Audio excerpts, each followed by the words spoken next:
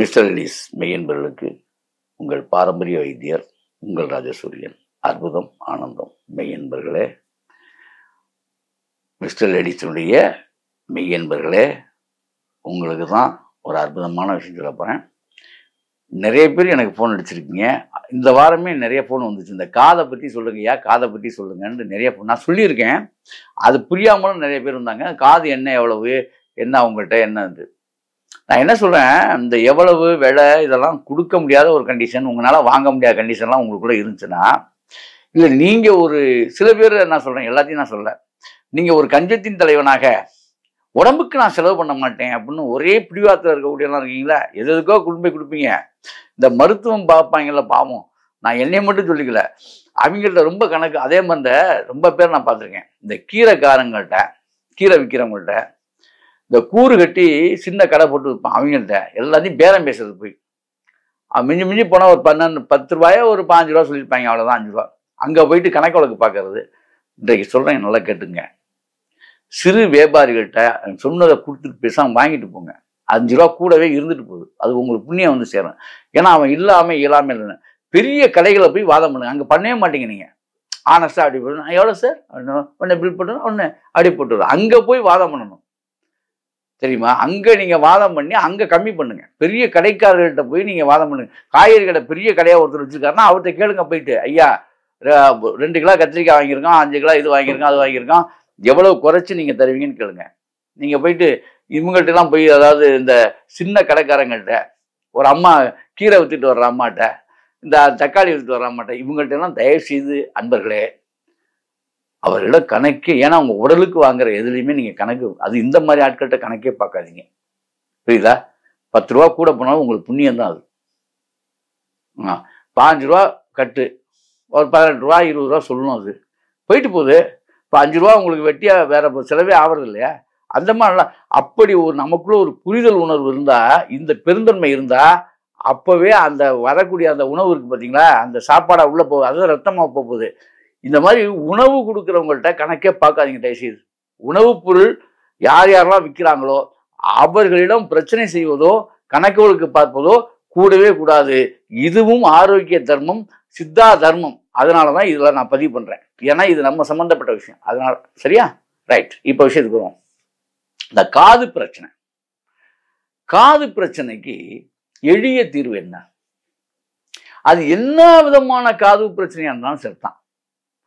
சுருக்கமான தீர்வு நான் சொல்லிடுறேன் உங்களுக்கு. மூக்கரட்டை கீரை அப்படின்னு ஒரு கீரை இருக்கு, ஒரு இலை இருக்கு, மூக்கரட்டை. அதே மாதிரி தூது வேலைன்னு ஒரு இலை இருக்கு. இது ரெண்டையும் நீங்க மிக்ஸ் பண்ணிக்கணும். எடுத்து நிழல்ல காய வச்சு அரைச்சு தூள் பண்ணி வச்சுக்கணும். இவ்வளவுதாங்க. நீங்க ரசமா வைங்க, இல்லை நீங்க வேக வச்சு அந்த தண்ணியை போட்டு அந்த தண்ணியை இழுத்து குடிங்க, என்ன வேணா பண்ணிங்க. இது ரெண்டையும் தொடர்ந்து 48 நாள் விடாம வெறும் வயிற்றுல 2 ஸ்பூன் எடுத்து போட்டு ஒரு 500 ml தண்ணியில காய்ச்சி சாப்பாட்டுக்கு முன்னால சாப்பாட்டுக்கு பின்னால குடிச்சிக்க வேண்டியதுதான். இவ்வளவுதான். அது ஒன்றும் பெரிய இது கிடையாது. இது சாப்பிடும்போது ஐஸ்கிரீமு, இந்த தயிர், கெட்டி தயிர், இது கெட்டி தயிர்லாம் ஆக, காது நோய் உள்ளவங்க கெட்டி தயிர் சாப்பிடவே கூடாது. ஐஸ் சம்பந்தப்பட்ட விஷயங்கள் சாப்பிடக்கூடாது. மைதா, பேக்கரி சம்பந்தப்பட்ட விஷயங்கள் சாப்பிடக்கூடாது. இவ்வளவுதான் அதில் உள்ள பத்தியம். அதே மாதிரி மாமிச உணவு ஆகவே ஆகாது, தெளிவாக சொல்லிடுறேன். ஆமாம், இது காது நோய் கிளியர் ஆகுது. எண்ணெயில் பொரிச்சு ஆகிட்டுனா ஆகாது. ரைட். இவ்வளோதாங்க. இந்த மூக்கரட்டையும் நான் சொல்லிட்டு வந்த இந்த 2 விஷயங்கள் சொன்னேன் பார்த்தீங்களா, தூது வேலையும் மூக்கரட்டையும், இது 2 போதும். இதை சாப்பிட்டு வரணும். அப்புறம் இன்னொரு விஷயம் என்னன்னா, சுத்தமான தேங்காய் எண்ணெய் எடுத்துங்க. தேங்காய் எண்ணெய், சுத்தமான எண்ணெய். அதுல 3 மிளகை தட்டி போட்டுருங்க. 3 மிளகு தட்டி போட்டுட்டு கொஞ்சம் நேரம் விட்டுருங்க. 1/2 மணி நேரம் ஊறணும். மிளகு தேங்காய் எண்ணெயில ஊறணும். 1/2 மணி நேரம் 1 மணி நேரம் ஆகணும். அதுக்கப்புறம் சுத்தமான நல்லெண்ணெய், செக்கு எண்ணெய் அதில் விடணும். தேங்காய் எண்ணெயோட நல்லெண்ணெய் விடணும். 2 எண்ணெய் மிக்ஸ் ஆகிட்டு அது 1/2 மணி நேரம் நல்லா விட்டுறணும். அப்போ 1 ஹவர் முடிஞ்சு போச்சு. அப்போ நல்லெண்ணெய்க்கு அப்புறம் 1/2 மணி நேரம் கழிச்சு என்ன பண்ணணும், விளக்கெண்ணெய் அதே அளவுக்கு, இந்த 2 எண்ணெயும் கலந்தீங்களா, இந்த 2 எண்ணெய் அளவுக்கு விளக்கெண்ணெய் விடணும். மறந்துடக்கூடாது. ரைட், இதையும் போட்டீங்க. அவ்வளோதாங்க. மிளகு 3 மிளகு, 2 பல்லு பூண்டு தான் நான் போட சொன்னேன். அவ்வளோதான். தட்டியெல்லாம் போடக்கூடாது, அப்படியே முழுசா போடணும். அதான் முக்கியம். அப்படியே முழுசா அதில் போட்டுடணும். இதை அப்படியே என்ன பண்ணணும், அடுப்பில் ஏற்றணும். நல்லா காய்ச்சிக்கணும்.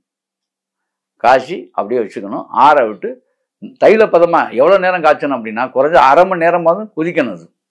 அது தைலமாக மாறிடும். அரை மணி நேரத்தில் 20 நிமிஷத்தில் தைலமாக மாறிடும். அப்போ அந்த தைலப்பதமாக அதை இறக்கி வடிகட்டி வச்சுக்கிட்டு, வடிகட்டி சுத்தமாக வடிகட்டியே வச்சுக்கணும், ஆற வச்சு.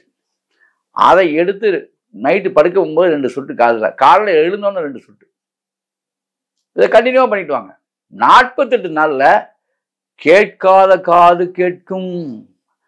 நீங்கள் எப்படி எல்லா பாடல்களும் ஈஸியாக காது கேட்கும் கருவி மூலமாக பாடல் கேட்டவர்கள் கருவிகளை அகற்றி விடலாம். குருவி சத்தம் காதில் கேட்கும். ஆகவே இந்த கேட்காத காதும் கேட்கின்ற ஒரு இனிமையான மருந்து தான் இது. இந்த மருந்துகளை, மருந்துன்னா என்ன, சிம்பிளாக தான் சொல்லியிருக்கேன்.